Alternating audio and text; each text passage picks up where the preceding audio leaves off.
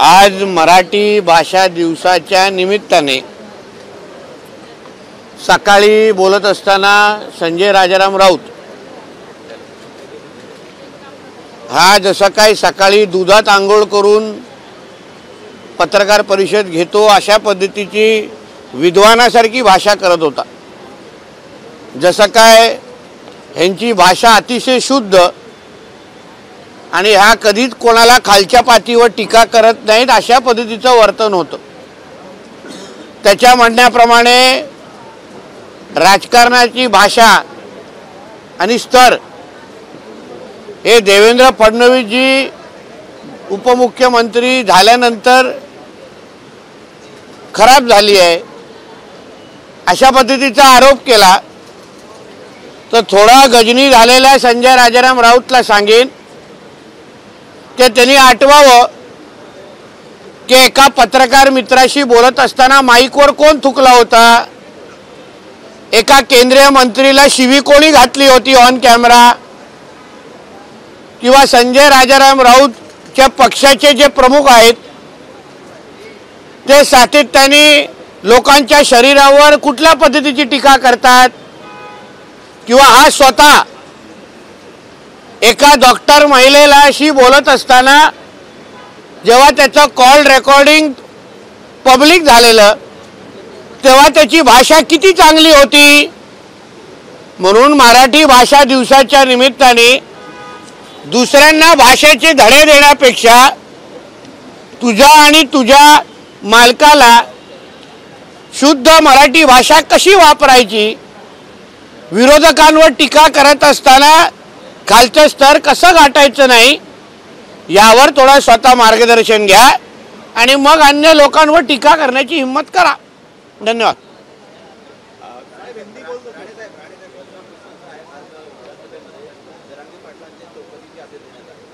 आज SITची चौकशी असंख्य आमदारांनी लोकप्रतिनिधींनी तशी मागणी केलेली आहे, कारण का महाराष्ट्रातला जाळपोळ करण्याची अगर भाषा कोणीही करत असेल तर त्याची चौकशी झालीच पाहिजे आणि त्यानुसार SITची चौकशी जाहीर झाली। आता बघू चौकशीमध्ये काय काय बाहेर येतं। शरद पवार यांच्यावरती आरोप होत आहे, जरांगेंच्या मागे शरद पवार आहेत किंवा त्यांच्यामुळेच हे सगळं घडलं असाही आरोप तुमच्या सगळ्या आमदारांकडून। बघा आता एकदा SITची चौकशी जाहीर झाल्यानंतर मला असं वाटतं की SITची चौकशी सुरू होण्यासाठी आपण थांबलं पाहिजे। त्या निमित्ताने ज्या गोष्टी बाहेर येतील त्याच्यावर सगळी माहिती बाहेर येईल।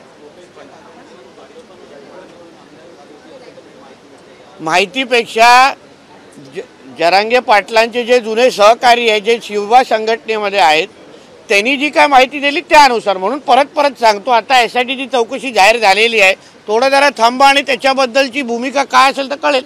जरांगे पाटील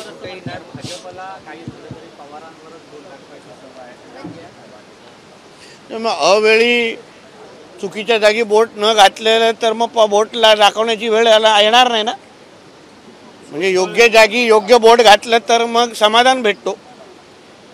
पण सर जरांगे पाटील यांची कुठेही नरमाईची भूमिका दिसत नाही। ते अजूनही म्हणतात की मला ज्यांनी FaceTime कॉल केला होता, FaceTime तो व्हॉट्सअप आपला आयफोनवर होतो, तो जर कॉल केला तर त्याची पण यादी मी बाहेर काढीन आणि माझ्याकडे कॉल। बघा एक लक्षात घ्या, परत तुम्हाला सांगतो SIT चौकशी जेव्हा जाहीर होते ती फार सखोल चौकशी असते। म्हणजे फोन कोणी कोणाला केला, कसा केला, कोण कोणाला कुठे भेटलं, या सगळ्या बाबतीची चौकशी आता येणाऱ्या दिवसामध्ये होईल आणि सगळी माहिती आता SITच्या चौकशीनंतर आता काय उरणारच नाही। प्रत्येक गोष्टीची प्रत्येक टोकाची माहिती घेतली जाईल आणि मग त्या पद्धतीची चौकशी होईल। आता बघा ही त्यांची भूमिका आहे की नाही तर मला वाटतं त्याच्यावर SITमध्ये माहिती येईल। वडेट्टीवार आणि नाना पटोले यांच्यावरती जेव्हा जरांगेंनी चुकीचे शब्द, अजून काय दुसरा विषय आहे का? वो आप ही ट्रांसलेट हिंदी में करे, मतलब कुछ नहीं है भाई। SIT जब जाहिर होने के बाद जो इन्फॉर्मेशन बाहर आएगा तभी के लिए थोड़ा तो रुकिए ना। सारा का सारा ब्रेकिंग न्यूज़ आपको आज का क्यों चाहिए? जब SIT रिपोर्ट हाउस में या बाहर आ जाएगा तभी मालूम पड़ेगा कौन किधर क्या क्या जला रहा था, क्या क्या पत्थर फेंकने को बोल रहा था, कौन किसने किसको कहाँ फ़ोन किया, ये सारी की सारी इन्फॉर्मेशन अभी SIT में बाहर आ जाएगी। राजकारण्याकडून पण जी असंशोधित भाषा आहे जे होते त्यामुळे महाराष्ट्राच्या राजकारणात पूर्वी असं कधी भाषा ऐकायला मिळाली होती की आता ऐकायला मिळत आहे? ते पण कोणी सुरू केली आणि कोणी थांबवावी ह्यावर मला असं वाटतं कुठे ना कुठेतरी विचार झाला पाहिजे.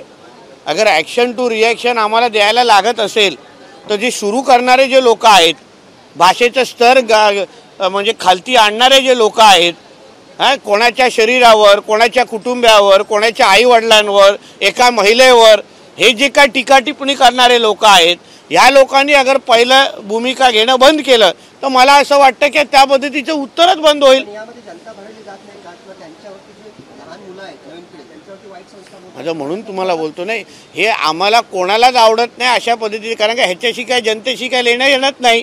पण शेवटी बोलणारे जे लोक आहेत त्या लोकांनी बोलणं थांबवलं तर उत्तरं मिळणं कमी होणार.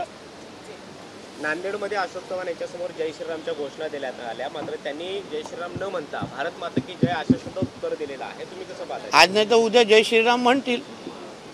आता तर नागपूरच्या आमच्या संघ कार्यालयामध्ये पण आमच्याबरोबर येतील. आज नाही तो कल, कल नाही तो परसो, म्हणायला तर लागणारच.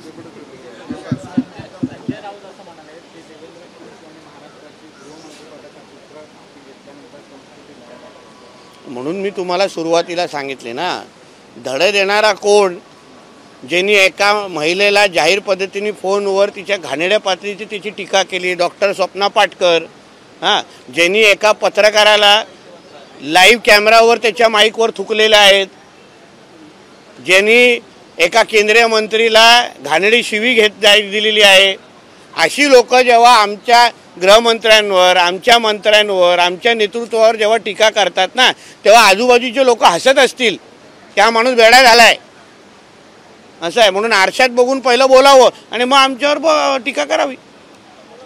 ठीक आहे, थँक्यू. एबीपी माझा, उघडा डोळे बघा नीट.